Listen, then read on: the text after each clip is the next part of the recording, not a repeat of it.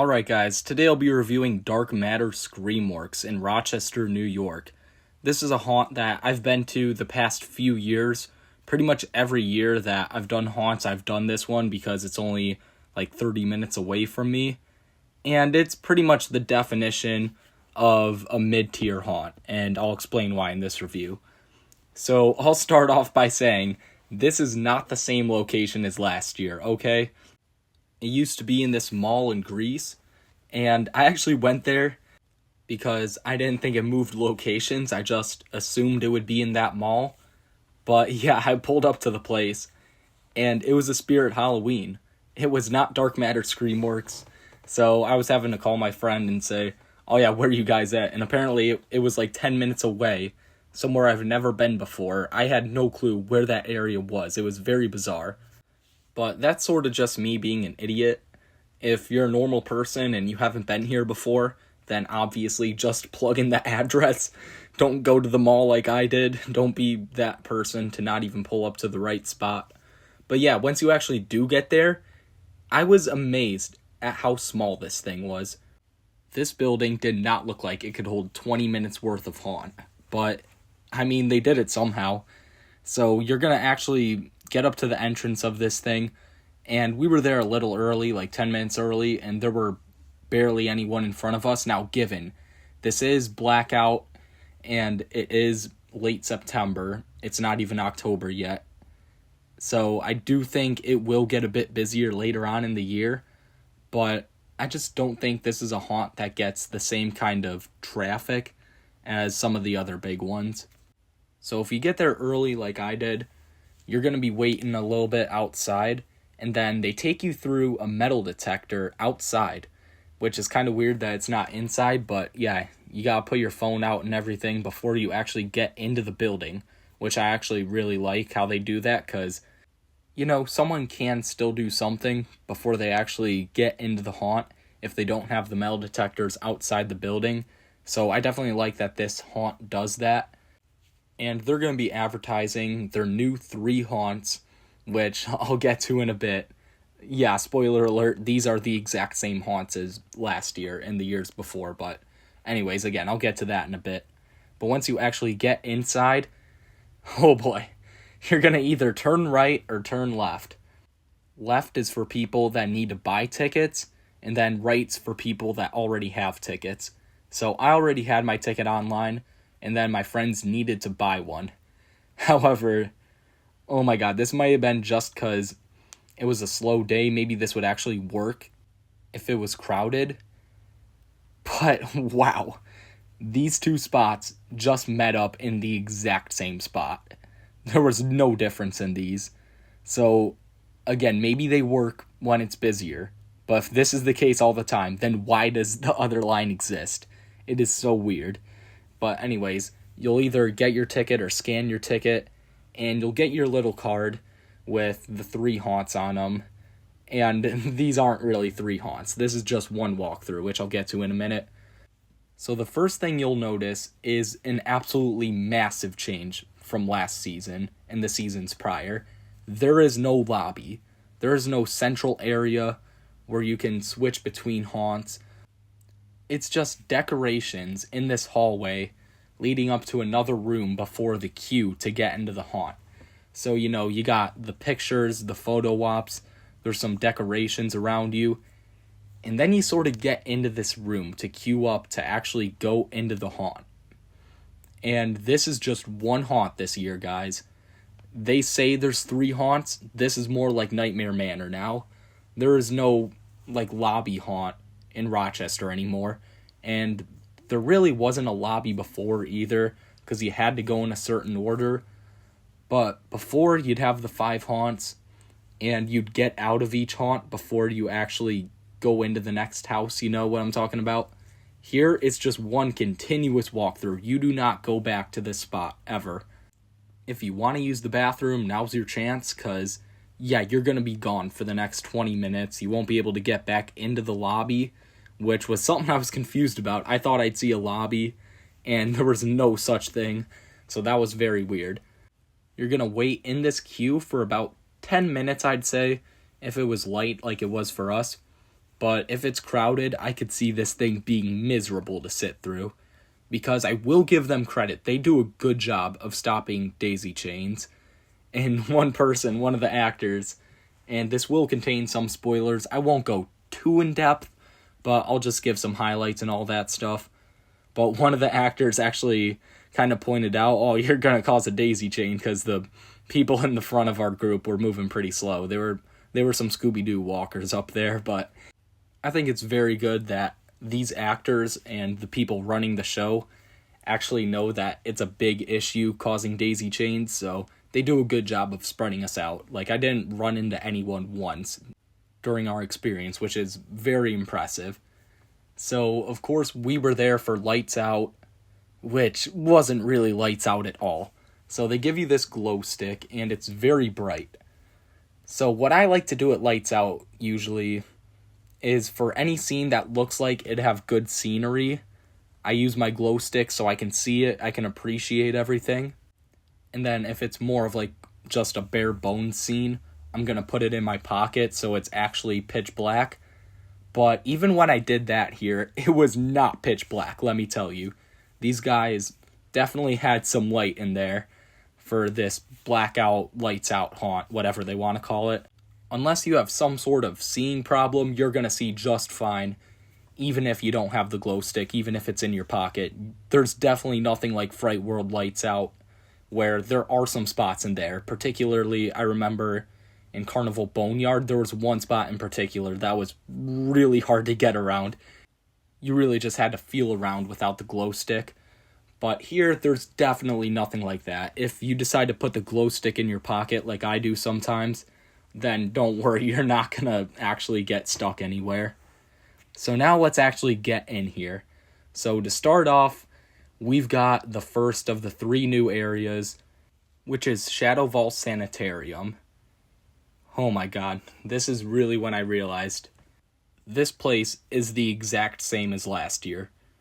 They say there's 3 new haunts, and instead of 5 haunts, it's just 3 now, and they're higher quality. They are the exact same as before. The props are all extremely similar. There's very few new sets I saw, and they're not particularly noteworthy, I thought.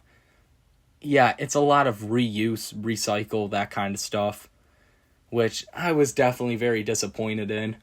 I was expecting 3 completely new experiences. Of course, I had to expect some crossover from the old haunt, but yeah, nothing like this. And as far as Shadow Vault Sanitarium went, there was not a whole lot that was particularly noteworthy. I don't remember really getting any good scares. I know my one friend Jacob, he got scared at most the jump scares in this haunt, but yeah, that's his own thing. But for someone like me who's actually done a lot of haunts, there were no good scares in this. The effects themselves, really nothing too noteworthy. It had a lot of Asylum from Fright World vibes, but definitely nowhere near as good. There were some actors that tried to sell it on the whole insane asylum patient thing, but they just didn't hit the mark. I'd definitely watch Fright World's actors. I'd have these guys go over to Fright World and learn a thing or two from the actors in Asylum over there, because they were outstanding last year, and these guys definitely fell flat on their face compared to those guys. I'm just gonna skip past the rest of Sanitarium, because frankly, there's nothing else to really talk about. It's a pretty bare bones, pretty basic, pretty mediocre house. I mean, yeah, what else can I say? And I said house, but it's not really a house, because they did something very different this year, which I actually kind of like this more than the lobby system. It feels a lot more fluid, and I think part of this is, again, going back to stopping the daisy chains. If you do happen to daisy chain somehow in Sanitarium, they're just going to stop that at Screamworks. So yeah, I'm a bit of a fan of that. And of course, next we've got the Screamworks. This is a bit of an improvement from Sanitarium, but still nothing too crazy. I think there was one actor in particular that I thought should have gotten Actor of the Night. So she's the Actor of the Night here. You've got this spider lady, and it's this whole spider room. There's spider webs and everything. and she's kind of blending in, and then she'll just pop out at you with this huge furry spider. It's very realistic, I think. And she was absolutely into this role. It was very impressive. It felt like the actors from Asylum and Fright World, maybe not quite that good, but still, she was impressive. She was like trying to blockade me from going past. Like she was just kind of shoving the spider in my face almost. So that was really good. Definitely shout out to her. She was the actor of the night there. Another thing is they brought back sort of the acrophobia fear from Phobia last year, and they sort of extended it. It was just one bridge before. However, now it's 2 sections, so I do like that section. Other than that, I didn't really think there was a whole lot going on here, just a lot of by-the-book scares. Nothing that's really going to faze anyone who's actually done a lot of haunts, I feel like. However, the last section, Grimwood Hall, is definitely the best. And it's so weird, because Blood Manor was definitely the best haunt from last year, and this is basically the exact same thing as Blood Manor. It's the exact same theme with the medieval and the knights and castles, whatever. A lot of the same scares were there.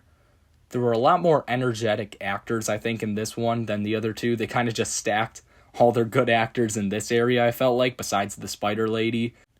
People were just aggressive. There was one actor that was coming very close to, like, just completely hitting everyone. Like, she was really walking that line of just getting right up to you, which is definitely really good for a haunt where you can't actually touch people. And one other scare that I definitely have to mention, and this one in particular, skip ahead like a minute if you don't want to hear it, because it got me last year. That was the one big scare of last year, I remember. And somehow this was the one big scare of this year again. And it was the exact same thing. So basically, this one guy just goes into these handcuffs, and the lights start flashing, and he sort of spasms, and he looks like an animatronic. He does not look real. And then all of a sudden, he just breaks out of the chains and jumps at you. And last year and this year, I fell for it. I was like, oh yeah, that's a cool animatronic there, I guess, you know, whatever. It was pretty basic. But then he just popped out of there. And somehow, both years, that was the scare of the night. So I was definitely impressed with that. That got me twice. Hopefully it can get me a third time. We'll see if my memory serves me that bad again. But yeah, that's definitely a good effect there. However, it's still nothing too good. Definitely not the best scare I've ever gotten. And one last thing I'll say is the puppeteering, not just in this, but also in Screamworks, is pretty good. There's some pretty good puppets. One of the absolutely massive ones in particular would get really close to you, make this really weird sound, and look really cool, almost looked like Frankenstein. So yeah, that was definitely a really good aspect of this, the puppeteering. Overall, makeup and set design was pretty okay, I would say. Definitely nothing special. They're definitely not out here trying to compete with Fright World or Grizzlies. Definitely nothing like Reaper's Revenge. And I'll say, they're definitely not trying to be any of those. I can definitely tell they're trying to be a local haunt to satisfy the average haunt goer that's not traveling all over to go to haunts. I know I'm definitely going to try to get out to Reaper's Revenge in a few weeks, hopefully, because I really want to get out there and try that. But yeah, most people aren't doing that. Most people in Rochester are just either going here, Nightmare Manor, Verholst Hayride maybe. But yeah, that's about it. They're probably not even traveling up to Fright World. Now, last thing is the price. It's $25, which I think is definitely fair for this 20-minute experience. Again, be warned, you're paying for one continuous haunt. There's no 3 haunts. There's no lobby. So for my final score of Dark Matter Screamworks this year, I'm giving it a 5 out of 10. I realize if I had done some more elite haunts, this would probably be more like a 3. So if you're more experienced than I am and you've done a lot more of those really high-end haunts, this could be lower than a 5 for you. But for someone like me, this is pretty in the middle. And I feel like for a lot of people, this will be pretty in the middle. It's definitely nowhere near as good as like Fright World or Grizzlies, but I definitely like it more than somewhere like Verholst Hayride, or oh my god, House of Horrors in Buffalo. That was a horror show when I was there. But anyways, let me know what you guys think of Dark Matter Screamworks down in the comments below. Do you like this new setup? Make sure to like and subscribe, and I'll see you guys next time.